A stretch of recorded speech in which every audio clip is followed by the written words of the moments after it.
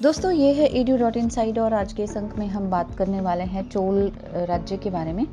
चोल राज्य पेन्नार और वेलार नदियों के बीच के क्षेत्र में स्थित था और संगम साहित्य से हमें चोलों के आरंभिक इतिहास के संबंध में जानकारी प्राप्त होती है।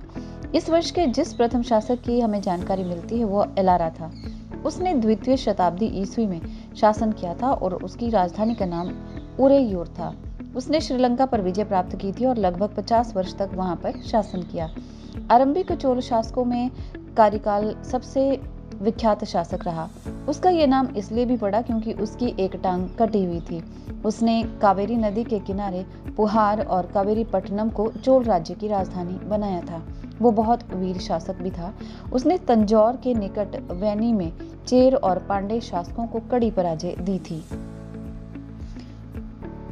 वह विजय उसके जीवन में एक नया मोड़ प्रमाणित हुई। एक अन्य महत्वपूर्ण लड़ाई वगी प्रांडलई में लड़ी गई थी, जिसमें उसने 9 शासकों की संयुक्त सेना को पराजित किया था।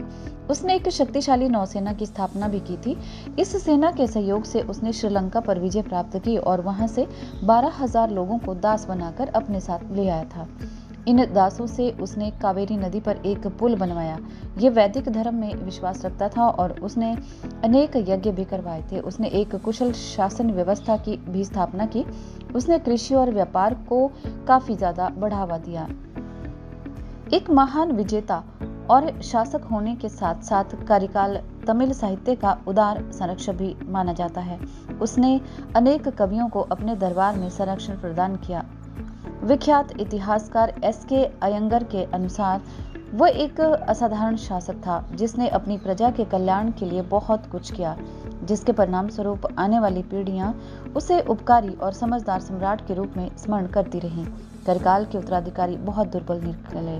परिणाम स्वरूप चोल राज्य का बहुत तीव्र गति से ह्रास आरंभ हो गया। चेर और पांडे शासकों ने इस स्वर्ण अवसर का लाभ उठाकर चोल राज्य के अनेक क्षेत्रों पर अधिकार कर लिया और उसकी राजधानी पुहार को पूर्णतः नष्ट कर दिया।